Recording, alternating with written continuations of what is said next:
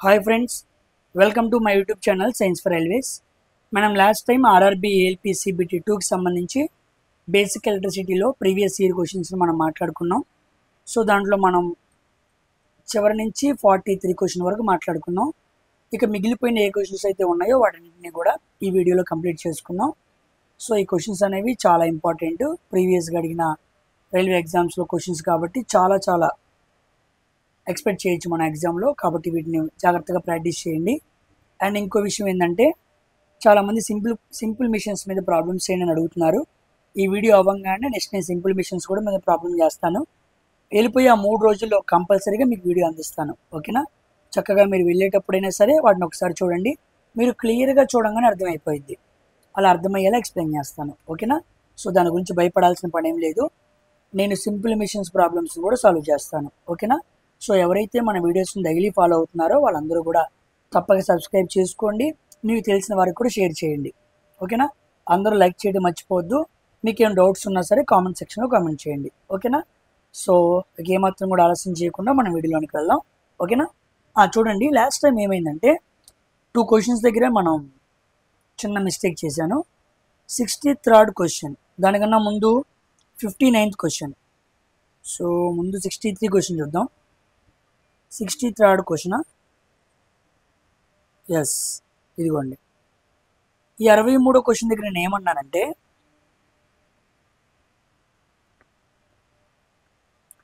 Electric current was considered to be the flow of dash అని అడిగాను నేను. యాక్చువల్గా దీని ఆన్సర్ ఏంటంటే పాజిటివ్ ఛార్జ్ క్యారియర్స్ అనమాట. యాక్చువల్గా ఇది వరకు ఎలక్ట్రిక్ కరెంట్ని, అంటే దీన్ని ఎలా చెప్పాలంటే కన్వెన్షనల్ కరెంట్ లాగా తీసుకోవాలన్నమాట. Conventional current flows from positive to negative కాబట్టి సో పాజిటివ్ ఛార్జ్ క్యారియర్స్ అనేది ఆన్సర్. సో 63కి సి అనమాట. ఓకేనా? See question. నేను డి అని చెప్పాను, సి, దాన్ని కరెక్ట్ చేసుకోండి. అండ్ వన్ మోర్ క్వశ్చన్ ఏంటంటే 59th క్వశ్చన్. 59th క్వశ్చన్ నేను సాల్వ్ చేసినప్పుడు 59th క్వశ్చన్ నేను సాల్వ్ చేసినప్పుడు నేను టోటల్ పవర్ సాల్వ్ చేశాను. కానీ ఎగ్జామ్లో find the power dissipation in each register అనే క్వశ్చన్ అడిగాడు. యాక్చువల్గా నేను టోటల్ పవర్ కనుక్కొని చెప్పాను. ఓకేనా? సో మొత్తం 4 రెజిస్టర్స్లో 400 వాట్స్ అన్నాడు కాబట్టి ఈచ్ రెజిస్టర్లో ఎంత ఉండిద్ది? 100 వాట్స్ ఉండిద్ది. So D option is the right answer, not A. D is the right answer. ఓకేనా? 63 దానికి సి, 59 దానికి డి. ఇది కరెక్ట్ చేసుకోండి. ఓకేనా? సో ఫ్లోలో వెళ్తున్నప్పుడు నేను పవర్ డిసిపేషన్ అంతవరకే చూశాను, అందుకే టోటల్ పవర్ చెప్పాను. ఓకేనా? ఈ 2 కరెక్షన్ చేసుకోండి.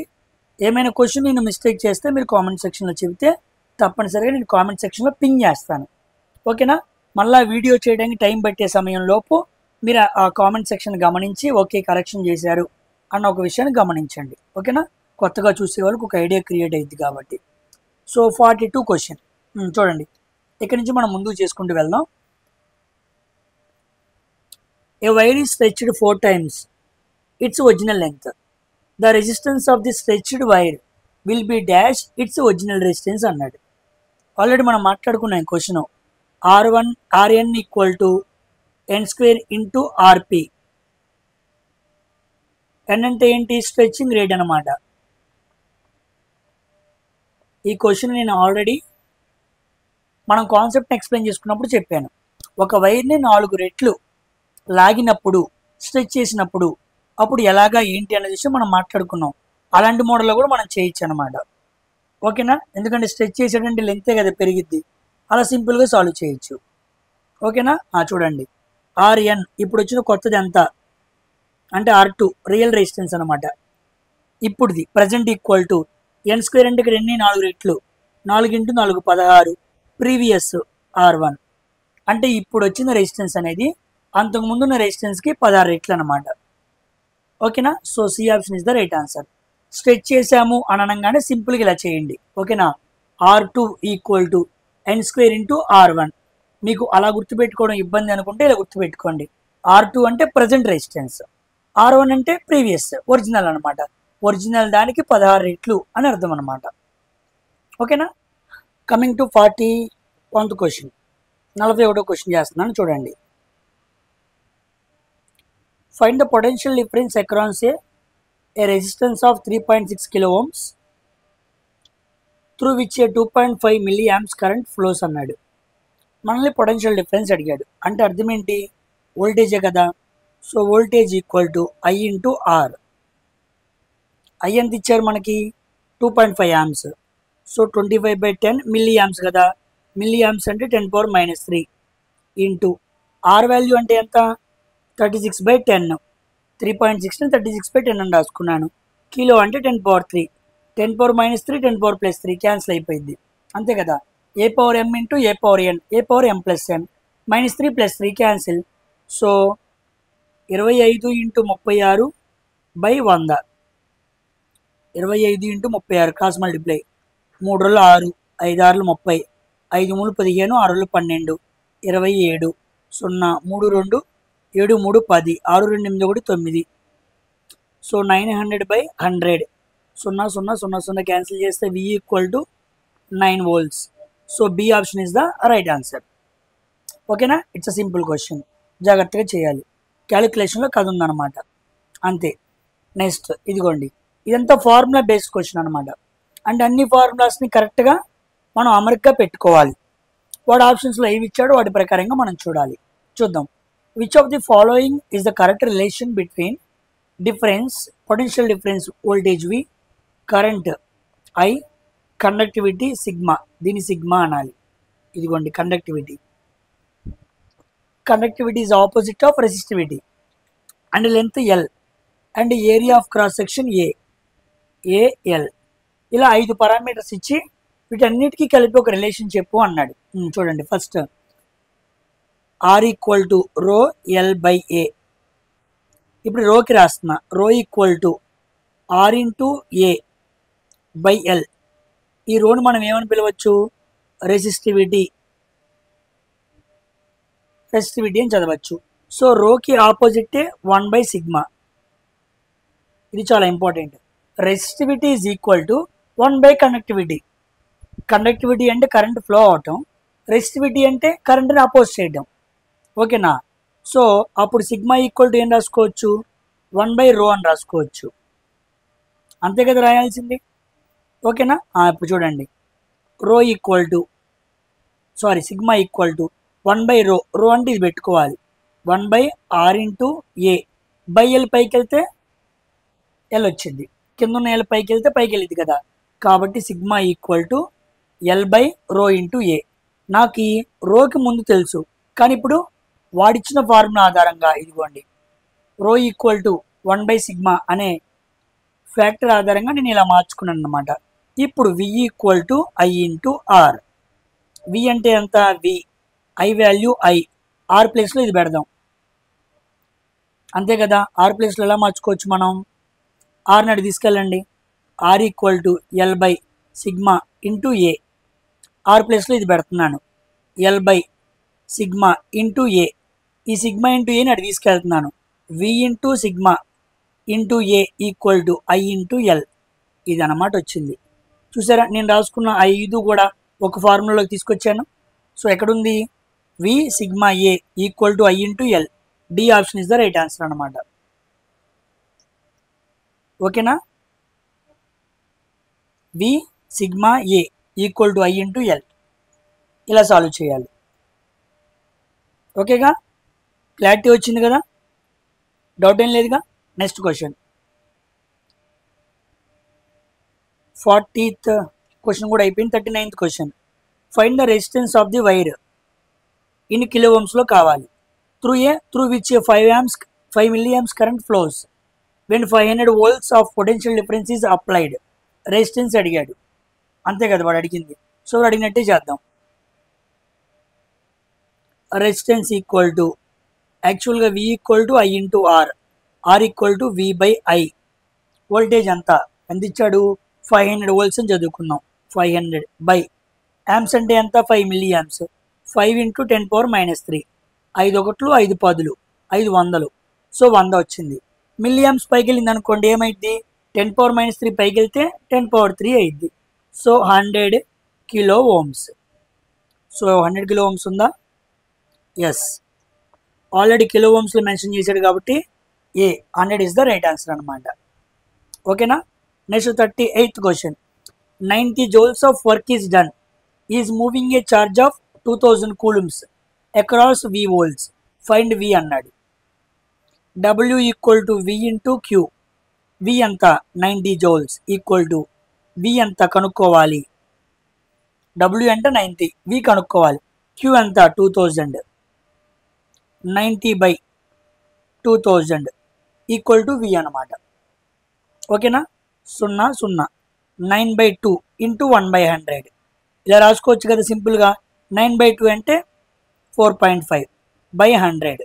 4.5 by 100 వేసామనుకోండి 0.045. పాయింట్ అనేది 2 స్థానాలకు కలిగింది కాబట్టి 0.045 is the answer. C option is the answer. Find V అన్నాడు కాబట్టి వోల్టేజ్ సింబల్ పెట్టాలి. ఓకేనా. Coming to 37th one. చూడండి, 2 resistors are 15 ohms are connected in parallel. Okay, ఇది 6, ఇది 15 ohms are connected in parallel to get effective resistance. Effective resistance అన్న total resistance అన్న ఒకటి. టోటల్ ఎంత అంట R equivalent equal to 12 ohms. అప్పుడు మనకు R ఎంత అని అడిగాడు. 2 రెసిస్టర్స్ ప్యారల్లో కనెక్ట్ అయితే ఫార్ములా ఏమనుకున్నాం, R into 15 by R plus 15 equal to 12.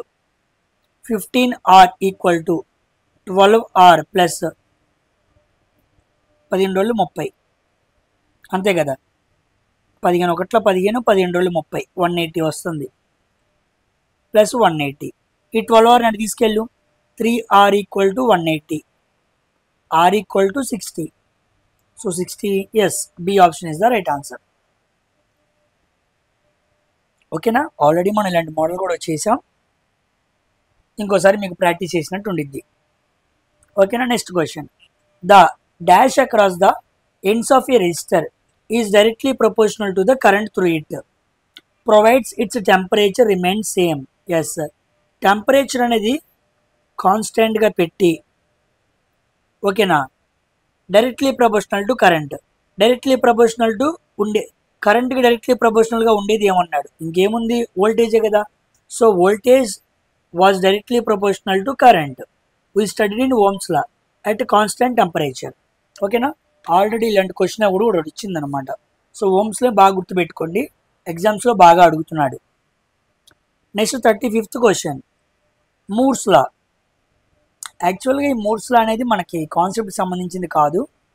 ఓకేనా. యాక్చువల్గా ఇది ఎలక్ట్రానిక్స్ మెకానిక్స్ సంబంధించిన క్వశ్చన్. దీన్ని తీసేయండి, ఎక్కువగా డిస్కస్ చేసుకోవాల్సిన పని ఏం లేదు. ఓకేనా. కాస్త ఇర్రెగ్యులర్గా అప్పుడప్పుడు బయట నుంచి అడుగుతూ ఉంటాడు. So we don't need to more focus, దాని మీద అంత పెట్టాల్సిన పని లేదు, neglect it. Next 36 joules of work is done in moving a charge of Q across 8 volts. W equal to V into Q. 36 equal to V అంటే ఎంత 8, Q అంటే Q. 36/8 equal to Q. 4 9లు 4 2లు 9/2 అంటే 4.5. D option is the right answer. Next ఏమడిగాడు, which of the following is the correct relation. Okay, resistance R ఇచ్చాడు. Conductivity రో, okay, రో ఇచ్చాడు. లెంత్ ఇచ్చాడు L. Area of cross section A. ఈ 4 ఇచ్చాడు. ఓకే, ఈ 4కి సంబంధించి రిలేషన్ ఏంటి కనుక్కోమన్నాడు. అంతే కదా మనకి. చూడండి ఇప్పుడు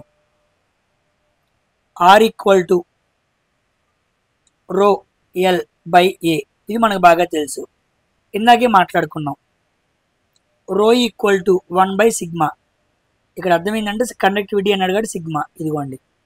రో ఈక్వల్ టు 1/σ. ఇప్పుడు సిగ్మా నాడు తీసుకెళ్తున్నాను, అప్పుడు 1/ρ అనమాట.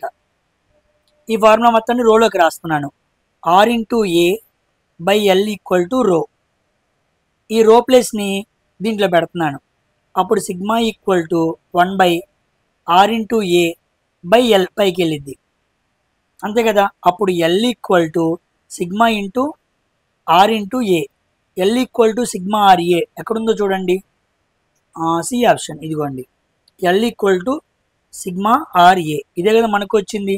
So C option is the right answer అనమాట. ఓకేనా, మీరు బాగా గుర్తుపెట్టుకోవాల్సింది ఏంటి, రెసిస్టివిటీ ఈక్వల్ టు 1 / కండక్టివిటీ లేదా రెసిస్టెన్స్ ఈక్వల్ టు 1 / కండక్టెన్స్. ఓకేనా, ఇదేమో రెసిస్టెన్స్, ఇదేమో రెసిస్టివిటీ, ఇదేమో కండక్టెన్స్, ఇదేమో కండక్టివిటీ. గమనించండి, రెండు వేరు. ఓకేనా, next 32 question. 2 resistors are 60 connected in parallel, effective resistance 24 అన్నాడు. So R into 60, R plus 60 equal to 24, 60R plus 24R equal to 60 into 24. అది తీసుకెళ్ళామనుకోండి 36R equal to 60 into 24. 4 9 36, 4 6 24, 3 3 9, 3 6, 3 1 3 20, R equal to 40. So B option is the right answer. ఓకేనా, 31th question. The resistance of a metal rod depends on all of the following except. Resistance అనేది కింద వాటిలో మూడింటి మీద ఆధారపడింది, ఒకదాన్ని మినహాయించి. ఎక్సెప్ట్ అంటే మినహాయించి. R equal to rho L by A. Resistivity ఉంది, లెంత్ ఉంది, టెంపరేచర్ ఉంది. టెంపరేచర్ని పెంచితే రెసిస్టెన్స్ పెరిగిద్ది, గుర్తుపెట్టుకోండి. దీన్ని పాజిటివ్ టెంపరేచర్ కోఎఫిషియంట్ అంటారు. టెంపరేచర్ పెంచితే రెసిస్టెన్స్ పెరిగింది అనుకోండి, పాజిటివ్ టెంపరేచర్ కోఎఫిషియంట్. టెంపరేచర్ పెంచితే రెసిస్టెన్స్ తగ్గింది అనుకోండి, నెగిటివ్ టెంపరేచర్ కోఎఫిషియంట్. ఆల్రెడీ నేను కాన్సెప్ట్లో చెప్పాను, కానీ డెన్సిటీకి రెసిస్టెన్స్కి సంబంధమే లేదు. So A option is the right answer. A అనేది రాంగ్, అదే రైట్ అనమాట. ఓకేనా, so A option is the right answer. డెన్సిటీకి రెసిస్టెన్స్కి ఏ మాత్రం సంబంధం లేదు, గుర్తుపెట్టుకోండి. Find the potential difference V across resistance of 2.5 kilo ohms through a 2 milliamps. Okay, V equal to I into R. I అంటే ఎంత, 2 milliamps, 2 into 10⁻³ R అంటే ఎంత, 25/10 into 10⁻³ ఇది క్యాన్సిల్ అయిపోయింది. ఇందాక మనం చదువుకున్నాగా 2 1 2 5, 5 1 5 5. So D option is the right answer. Coming to 29th one. Yes, 29th one solve చేస్తున్నా చూడండి.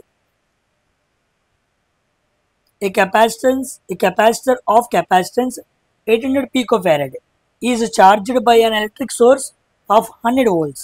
The electrostatic energy stored by the capacitor. ఎంత ఎనర్జీని ఎలక్ట్రోస్టాటిక్ రూపంలో కెపాసిటర్ స్టోర్ చేసుకుంది అని అడుగుతున్నాడు. అంతే కదా, మనం ఆల్రెడీ ఫార్ములా మాట్లాడుకున్నాం. ఏంటది, ఈ ఈక్వల్ టు హాఫ్ CV². ఈ అంటే ఎంత, ఎనర్జీ కనుక్కోవాలి కదా మనం. చూడండి ఇక్కడ సాల్వ్ చేస్తాను. మనం కనుక్కోవాల్సింది energy. So energy equal to half అంటే హాఫ్, సి వాల్యూ ఎంత, 800 పీకో అంటే 10⁻12 అనమాట. ఓకేనా, V² అంటే 100 × 100 అంటే 10⁻4 అనమాట. 10⁻4. ఇప్పుడు 2 1 2 400. So 400 into 10⁻12 into 10⁻4. 400 అంటే 4 × 100 కదా. So 4 into 10² 10⁻12 into 10⁻4. సాల్వ్ చేసామనుకోండి, 4 ఇంటూ 2 4 6 అయింది. సో 10⁻6 ఇంటూ 10⁻12 అనమాట. సో సాల్వ్ చేస్తే 4 ఇంటూ 10⁻6 వస్తుంది. +6 -12 ఎంత వచ్చింది, -6 వచ్చింది. So 4 microfarads is the answer. C option is the right answer అనమాట. ఓకేనా, అర్థమైందా. Next question. An electric motor has a power rating 3.3 kilowatts. Electric motor power rating ఇచ్చాడు 3.3 kilowatts.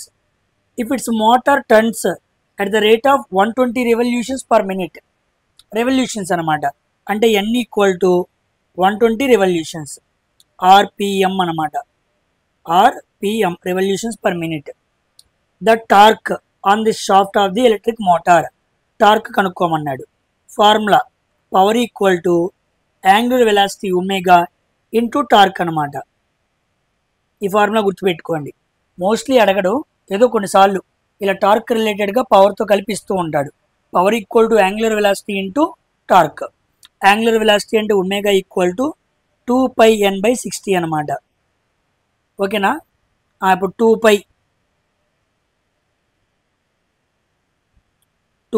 π అంటే π,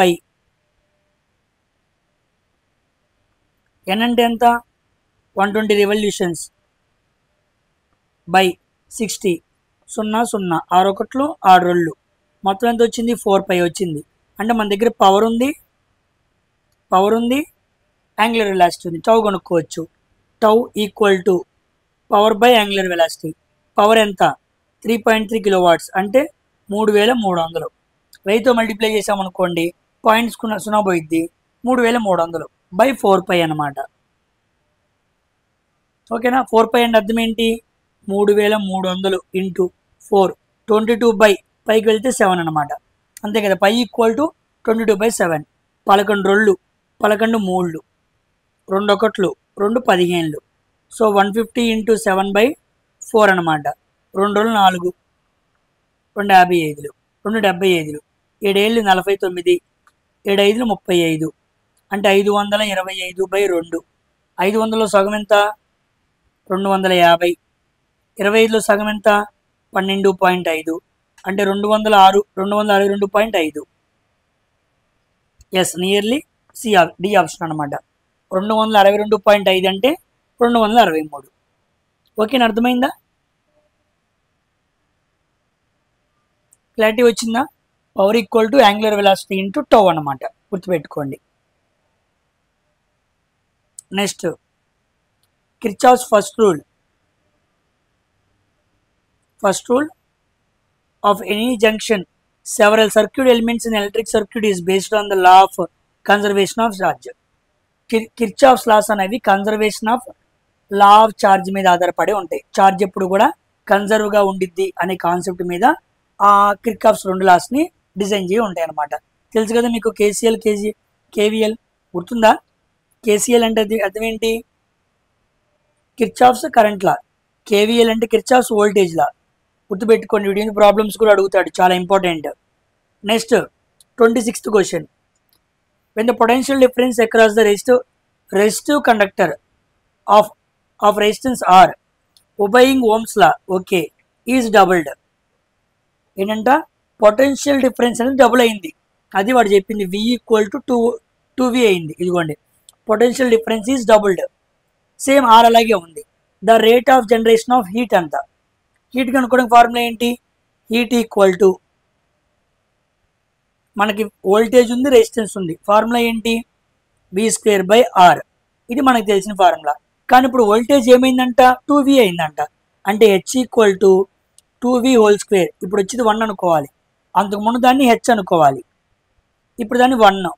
H1 equal to 2V²/R. H1 equal to 4V²/R.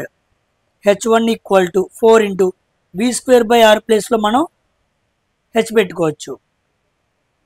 ఇది అంటే ఇప్పుడు వచ్చిన heat అంతకుముందున్న హీట్కి ఎన్ని రెట్లు? 4 రెట్లు. So D option is the right answer అనమాట. ఓకేనా point? Next 25th question.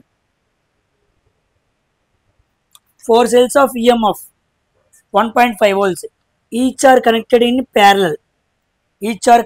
parallel of cells. Then output voltage of the parallel combination ఏంటి అన్నాడు. సింపుల్. ప్యారలల్లో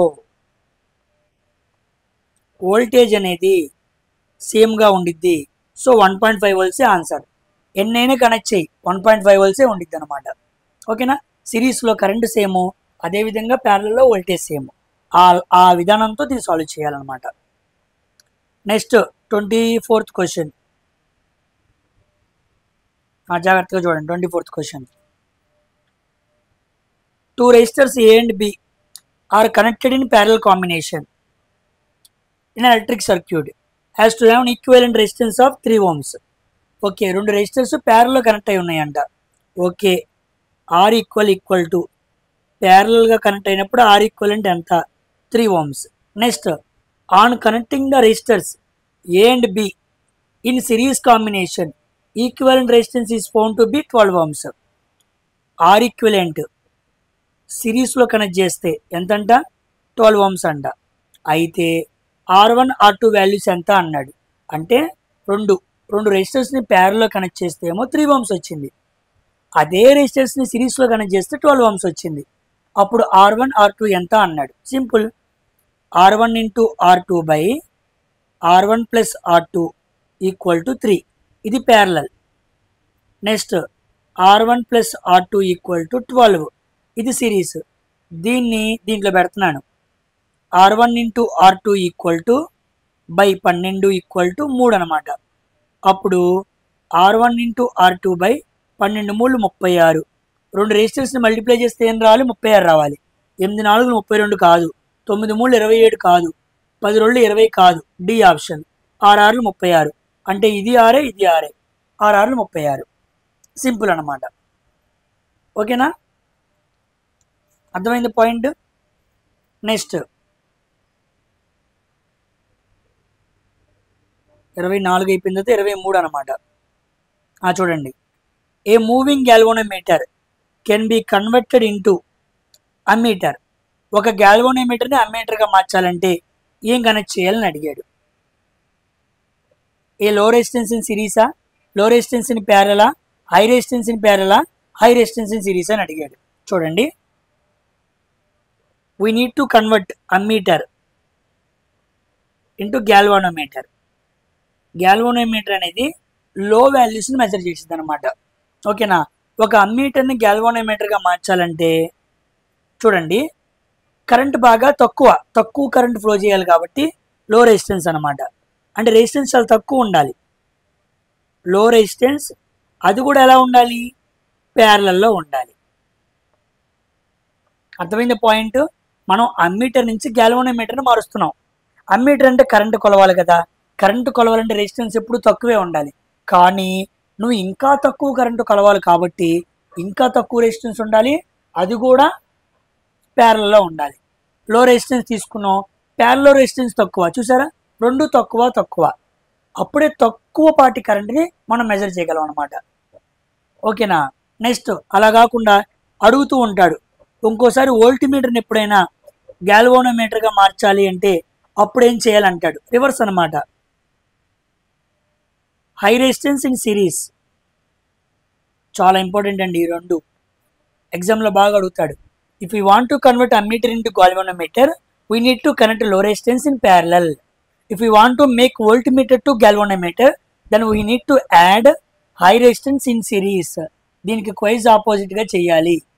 ఓకేనా, గుర్తుపెట్టుకోండి, ముందు రోజుల్లో అడగచ్చు కాన్సెప్చువల్ క్వశ్చన్స్. నెక్స్ట్ 23 క్వశ్చన్ అయిపోయిందిగా. 22 the process of electroplating using the phenomenon of electrolysis is primarily based on. Electrolysis అనేది ఏంటి, ఒక కెమికల్ ఎఫెక్ట్, అంతే కదా. ఎలక్ట్రోలైసిస్ అంటే మనం తీసుకున్నాం కదా, ఒక కెమికల్ తీసుకుంటాడు, 2 డాట్స్ పెట్టుకుంటాడు, యానోడ్ క్యాథోడ్. ఓకేనా, ఇక్కడ మనకు ఆక్సిడేషను, అదేవిధంగా రిడక్షన్ జరిగిద్ది. ఇదంతా కూడా మనం ఏం మాట్లాడుకున్నాం, ఎలక్ట్రోలైసిస్ అని మాట్లాడుకున్నాం. ఓకేనా, బ్యాటరీలో జరిగేది కూడా మనం ఇదే మాట్లాడుకున్నాం. So chemical effect of electric current. Electric కరెంట్ను ఉపయోగించుకొని తెచ్చే కెమికల్ ఎఫెక్ట్ ఆధారంగా ఎలక్ట్రోప్లేటింగ్ అనేది చేస్తారు. కోటింగ్ అనమాట. ఓకేనా, ఒక మెటల్ కానీ ఒక మెటీరియల్ మీద ఇంకో రకమైన మెటీరియల్ని కరెంట్ సహాయంతో కోటింగ్ చేస్తారు. అక్కడ కెమికల్ ఎఫెక్ట్ ఎగ్జాంపుల్గా తీసుకుంటారనమాట. ఓకేనా, గుర్తుపెట్టుకోండి, ఇది మీకు కెమిస్ట్రీలో వచ్చింది. Next 21 the ratio of potential difference across the terminals of A conductor of A current flowing through it is అన్నాడు. ద రెసిస్టెన్స్ అన్నాడు, resistance. Okay, potential difference across the terminals of conductor current flowing V by I, V equal to I into R, V by I అంటే ఆరే కదా. Are అంటే ఏంటి, resistance, అంతే కదా. Ratio అన్నాడు, ratio అంటే బై అనమాట. వోల్టేజ్ బై కరెంట్ అంటే రెసిస్టెన్స్. అది అర్థం కాకుండా రాశాడు అనమాట రేషియో అని. A:B రేషియోలో ఉన్నాయి అంటే A/B అని అర్థం అనమాట. ఓకేనా. Next 21 question. When 1 joule of energy is consumed in 1 second the power is used అన్నాడు. Power equal to work by time. Work అంటే ఎంత 1 జౌల్, జౌల్స్లో కొలుస్తారు. టైం అంటే 1 సెకండ్. 1 జౌల్ పర్ 1 సెకండ్ అంటే 1 వాటే కదా. So A option is the right answer అనమాట. Joule per second equal to watt. ఓకేనా. నెక్స్ట్ 19th క్వశ్చన్ చూడండి. 19th క్వశ్చన్ అనేది మ్యాగ్నెటిజంకి సంబంధించింది.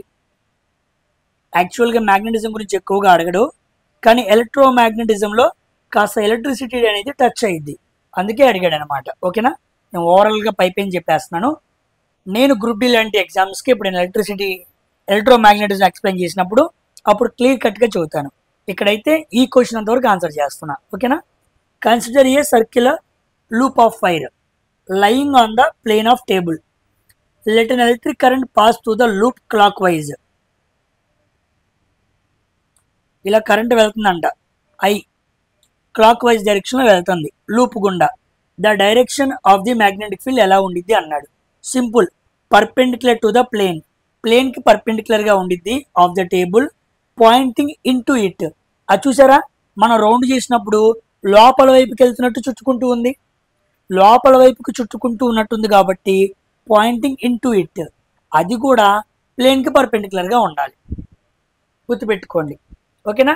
క్లాక్ వైజ్ డైరెక్షన్లో ఒక లూప్లో కరెంటు వెళ్తూ ఉంటే దానికి మ్యాగ్నెటిక్ ఫీల్డ్ జనరేట్ అయ్యింది, ఎందుకంటే కరెంట్ క్యారింగ్ కండక్టర్ అనేది మ్యాగ్నెటిక్ ఫీల్డ్ని ప్రొడ్యూస్ చేసేది. ఆ ప్రొడ్యూస్ చేసిన మ్యాగ్నెటిక్ ఫీల్డ్ అనేది పర్పెండిక్యులర్గా ఉండిద్ది, ప్లేన్కి పర్పెండిక్యులర్గా ఉండిద్ది. చూసినప్పుడు పాయింటింగ్ ఇంటూ ఉండిద్ది, అంటే లోపలికి అని అర్థం అనమాట. Next question. An electric iron of resistance 20 ohms R equal to 20 ohms, current 5 amps, I equal to 5 amps. The heat flow in 30 seconds అడిగాడు. హీట్ ఫ్లో ఎంత అన్నాడు. H equal to I square into R into T. I square అంటే ఎంత, 5 5 25. Are అంటే ఎంత, 20 ohm. Okay. Time అంటే ఎంత, 30 seconds. అంతే కదా. 25 రోజులు 50, 30, 5 మూలు 1500, 3 సున్నాలు, 15 3 సున్నాలు ఉందా ఎక్కడైనా, లేదు, లేదు కదా. అప్పుడు ఏం చేయాలి, ఇంటూ 10/10 చేయి. బై 10 చేస్తే 1.5, అప్పుడు పైన 4 సున్నాలు ఉంటాయి. 1.5 ఇంటూ 10⁴ ఉందా. Yes, A option is the right answer. కొన్నిసార్లు మనం చేసిన ఆన్సర్ ఆప్షన్స్లో ఉండదు. You need to make some modifications. అలా చేస్తేనే ఎగ్జామినర్కి నీకు మోడిఫికేషన్స్ మీద గ్రిప్ ఉంది అన్న ఐడియా కోసం అలా ఇస్తున్నాడు. అది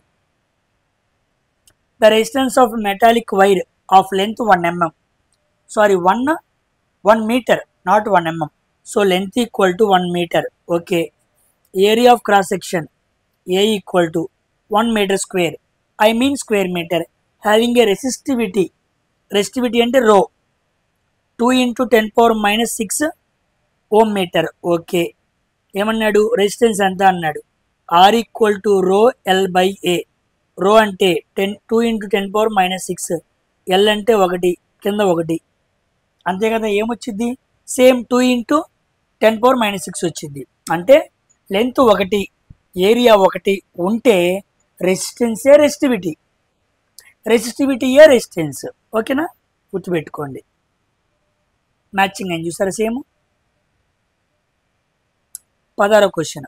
2 resistors 1 ohm 2 ohm are connected in series. Effective resistance 1 + 2 3 ohms. Simple question. ఓకేనా. నెక్స్ట్ 15వ క్వశ్చన్. ఇది చూడండి, ఇది కూడా మ్యాగ్నెటిజంకి సంబంధించి అనమాట, ఎలక్ట్రోమాగ్నెటిజం. ఓకేనా. A current through a horizontal power line flow in east to west direction. The direction of magnetic field at a point directly below its point అన్నాడు. అంటే ఇలా కరెంట్ వెళ్తుంది అనుకోండి, ఐ. ఎప్పుడైతే కరెంట్ పైకి వెళ్తుందో, I mean east to west వెళ్తుందో, magnetic field direction ఇలా కర్లింగ్ ఫింగర్స్ అనమాట. మీకు థమ్ ఫింగర్ ఉంది కదా, థమ్ ఫింగర్ని ఇలా పెట్టుకున్నారనుకోండి, ఫింగర్ బొమ్మ గీయటం కాదు అట్లా నాకు. ఓకేనా. ఇలా పెట్టుకున్నాం అనుకోండి, కరెంట్ డైరెక్షన్ పైకి ఉందనుకోండి, మనం ఇలా ఒక పెన్ను కానీ ఏమైనా పెట్టుకున్నప్పుడు చేతులు లోపలికి ముడుస్తాం కదా, పిడికిల్ని లోపల వైపుకు ముడుస్తాం కదా, అది మ్యాగ్నెటిక్ ఫీల్డ్ డైరెక్షన్ అనమాట. ఆ తంబేమో పైకి ఉండిద్ది. ఓకేనా. సో నార్త్ టు సౌత్ అనమాట. ఆ కర్లింగ్ ఫింగర్స్ లోపల వైపుకు ఉంటాయి. సో నార్త్ టు సౌత్ ఉంటాయి అనమాట అవి. సో డైరెక్షన్ పైకి ఉంటే కర్లింగ్ ఆఫ్ ఫింగర్స్ లోపలికి అనమాట. దీన్ని రైట్ హ్యాండ్ థంబ్ రూల్ అంటారు. Right hand thumb rule, right hand thumb rule అనమాట. మీకు ఎలక్ట్రోమాగ్నెటిజంలో వచ్చిందిలే, మనం అక్కడ క్లియర్గా మాట్లాడుకుందాం. ఇక్కడ వరకు ఈ క్వశ్చన్ గుర్తుపెట్టుకోండి. ఎలక్ట్రిసిటీలో ఎలక్ట్రోమాగ్నెటిజంకి సంబంధించి అడపా 1, 2 వస్తుంటాయి. ఓకేనా, మీరంతా సీరియస్గా తీసుకోవాల్సిన పని ఏమీ లేదు. ఎక్కువగా బేసిక్ ఎలక్ట్రిసిటీ మీద వెళ్తాడు. An electric bulb is connected to 200 volts generator. The current is 0.5 amps. Power అంటే ఏంటి? V into I. V ఇచ్చాడా 200 volts. కరెంట్ ఇచ్చాడా 5/10. 5 2 100, 100 watts. D option is the right answer. Next 13th one. The length cross-sectional area of conductor in the shape of cylinder L and A respectively. The resistivity of material of the conductor rho, its resistance depends upon అన్నాడు. దేని మీద ఆధారపడిద్ది? అన్నిటి మీద ఆధారపడిద్ది, అంతేనా? ఇదిగోండి R equal to rho L by A. 3 ఉన్నాయి కదా. Are ఎక్కడ ఉంది? ఇది కాదు, ఇది కాదు, ఇది కాదు. B option is the right answer. Rho L A ఈ 3 ఫ్యాక్టర్స్ మీద ఆధారపడిద్ది. దీంతో పాటు కనపడకుండా రెసిస్టెన్స్ అనేది టెంపరేచర్ మీద కూడా ఆధారపడిద్ది, గుర్తుపెట్టుకోండి. Next, tungsten used for making bulb filaments. Bulb ఫిలమెంట్స్ను తయారు చేయడానికి టంగస్టన్ వాడతారు. ఓకే, ఎందుకు? ఎప్పటి నుంచో చదువుకుంటున్నాం. Tungsten has high melting point and does not melt even while it is glowing for long hours. ఎక్కువ మెల్టింగ్ పాయింట్ ఉంది. High melting point has tungsten. టంగస్టన్కి ఎక్కువ మెల్టింగ్ పాయింట్ ఉండటం వల్ల ఎక్కువ కాలం పాటు ఏమీ అవ్వకుండా బల్బ్ అలాగే వెలుగుతూనే ఉండిద్ది. సో అందుకే ఫిలమెంట్ని తయారు చేస్తున్నప్పుడు ఎక్కువగా టంగస్టన్ని వాడతారు. డబ్ల్యూ సింబల్ అనమాట, వాల్ఫ్రామ్ అని అర్థం. ఓకేనా, గుర్తుపెట్టుకోండి. 1 ఆంపియర్. ఆంపియర్ అంటే కరెంటే కదా, అంతే కదా. ఆంపియర్ అంటే current. I equal to Q/T. 1 ampere అంటే 1 coulomb per 1 second. 1 coulomb per 1 second ఎక్కడ ఉంది? D option. 1 coulomb per 1 second అంటే 1 ఆంపియర్ అని అర్థం. Next, SI unit of resistivity. రెసిస్టివిటీకి యూనిట్స్ ఏంటి? ఎన్నోసార్లు చెప్పాను. Ohm metre, not ohm per metre. Confuse అవ్వద్దు, ఓమ్ మీటర్. ఓకేనా, గుర్తుపెట్టుకోండి. Next 9th question. when a current carrying conductor is kept in a magnetic field. Current pass అవుతున్న ఒక కండక్టర్ని magnetic ఫీల్డ్లో పెట్టాడు. It experience A force. ముందేమో కరెంట్ ఉంది, తర్వాత ఏమో మ్యాగ్నెటిక్ ఫీల్డ్ ఉంది. ఈ రెండు ఉన్న చోట ఫోర్స్ కూడా ఉండిద్ది. ఈ మూడిటికి అవినాభావ సంబంధం ఉండిద్ది అనమాట. దే ఆల్ ఆర్ కోరిలేటెడ్ అనమాట. ఓకేనా, మీకు మ్యాగ్నెటిజం వచ్చినప్పుడు క్లియర్గా అర్థమైద్దిలే. The direction of this force depends upon. దేని మీద ఆధారపడిద్ది అన్నాడు? ఫోర్స్ డైరెక్షన్ దేని మీద ఆధారపడిద్ది అన్నాడు.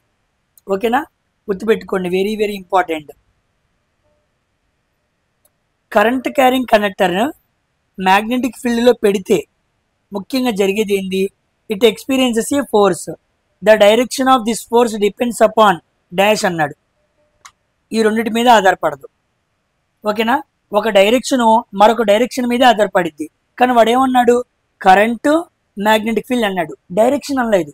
కాబట్టి ఫోర్స్ డైరెక్షన్ ఫోర్స్ యొక్క డైరెక్షన్ అనేది current direction magnetic field direction మీద ఆధారపడిద్ది, కానీ కరెంట్ మీద మ్యాగ్నెటిక్ ఫీల్డ్ మీద ఆధారపడదు. పాయింట్ మీకు అర్థమైందా?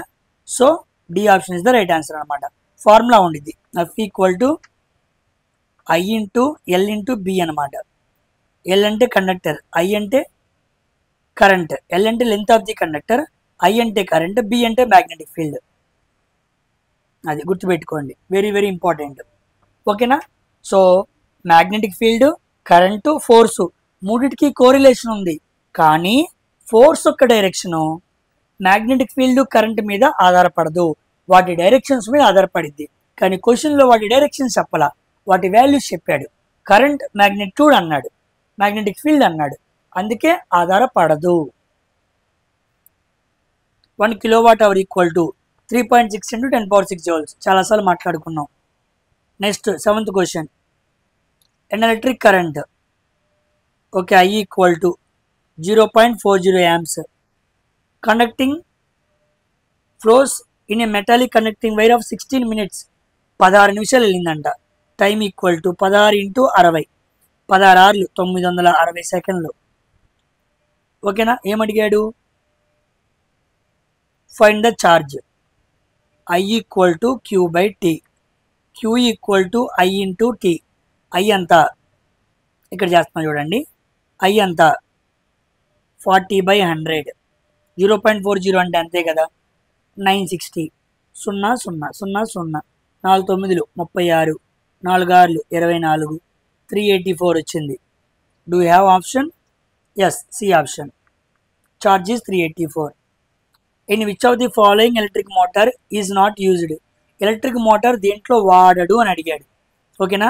ఫ్యాన్ తిరుగుతుంది, ఎలక్ట్రిక్ మోటార్ ఉండిద్ది. కంప్యూటర్లో CPU లోపల ఫ్యాన్ ఉండిద్ది, అంటే మోటార్ ఉండిద్ది.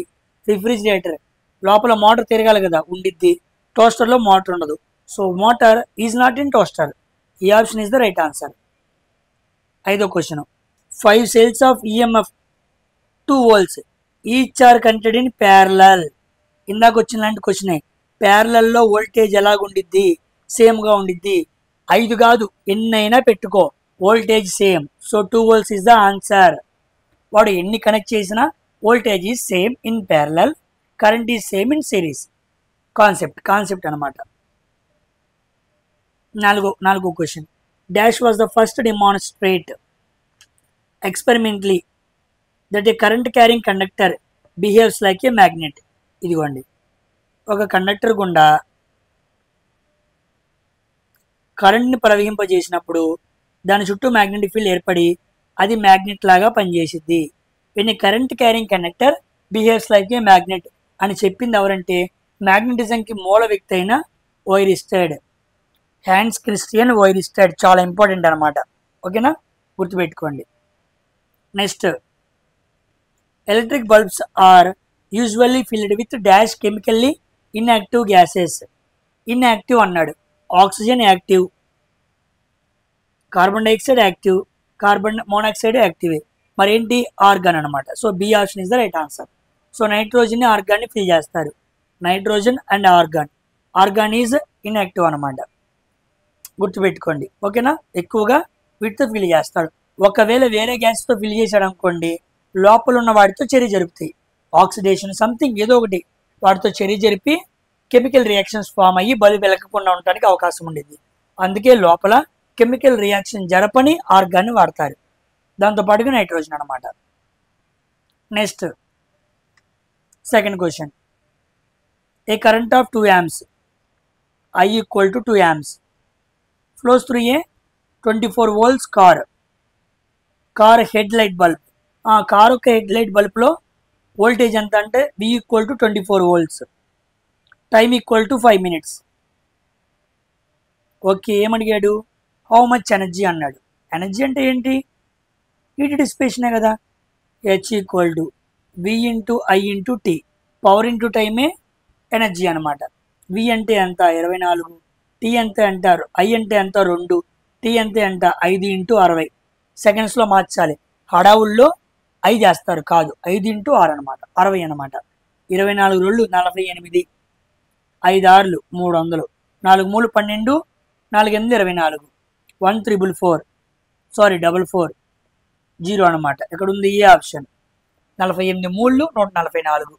48 అంటే అర్థం ఏంటి? 1 సెంట్. 1 సెంట్ అంటే 48 గజాలు. గుర్తుపెట్టుకోండి. 3 సెంట్లు అంటే 144 గజాలు అనమాట. ఓకేనా. యూనిట్స్ అండ్ డైమెన్షన్స్లో అడుగుతాడు. 1 సెంట్ అంటే 48 గజాలు, 2 తక్కువ 50 గజాలు. ఓకేనా, గుర్తుపెట్టుకోండి. చివరి question, the first question. We started from 77th question and we concluded at first question. Electrical energy used during a month is expressed in terms of units. Here 1 unit is equal to 1 kWh. 1 kWh అన్నా 1 unit అన్నా ఒకటే అర్థం అనమాట. ఓకేనా. So దీంతో ఎలక్ట్రిసిటీకి సంబంధించిన questions అన్నీ మనం కంప్లీట్ చేసాం. టోటల్ క్వశ్చన్స్ వి కంప్లీటెడ్. ఓకేనా. సో ఎవరికైనా డౌట్ ఉన్నా, if I make any mistake comment సెక్షన్లో చెప్పండి. అందరూ ఈ వీడియోని లైక్ చేయండి, అందరికీ ఫార్వర్డ్ చేయండి. మరొకసారి మరొక వీడియోతో కలుద్దాం. నెక్స్ట్ టైము ఈ ఏఎల్పికి సంబంధించి ఇక చివరి వీడియోగా ఏఎల్పి సెషన్ని కంప్లీట్ చేస్తున్నాను. చివరిగా ఒకే ఒక వీడియో మాట్లాడతాను. దాంతో నేను నవంబర్ 29, 2024న ఏఎల్పి క్లాసెస్ మొదలుపెట్టాను. సుమారుగా నవంబర్, డిసెంబర్, జనవరి, ఫిబ్రవరి, మార్చ్ అటు ఇటుగా 4 నెలల వరకు ఏఎల్పి క్లాసెస్ చదువుతున్నాను. ఓకేనా? సో చాలా ఇన్ఫర్మేషన్ మీకు ఇచ్చాను. రేపటితో సింపుల్ మిషన్స్ మీద కంప్లీట్గా ఒక వీడియో పీవైక్యూస్ ఉన్నాయి. ఆ పీవైక్యూస్ని ఎలా సాల్వ్ చేయాలి, ఎలా ట్యాకిల్ చేయాలనే విషయాన్ని చెబుతాను. ఓకేనా? అక్కడితో మనం ఏఎల్పికి మనం పెట్టుకున్న టార్గెట్ని కంప్లీట్గా పూర్తయింది. ఆ క్వశ్చన్స్ కూడా చూసి ఎగ్జామ్కి వెళ్ళండి. మినిమం గంట లేదా గంట లోపే ఉండిద్ది. చక్కగా ఎక్కువగా మెకానికల్ అడ్వాంటేజ్, వెలాసిటీ మీద అడుగుతున్నాడు. Simple machines very important. సింపుల్గా ఉంది కానీ నెగ్లెక్ట్ చేయమాక. ఓకేనా? ఆ వీడియో మాట్లాడుకొని మొత్తం కథాన్ని పూర్తి చేద్దాం. మరొక వీడియోతో మరొకసారి కలుద్దాం. మరొక చివరి వీడియోతో మరొకసారి కలుద్దాం. Until then thank you very much for watching science for railways. Bye.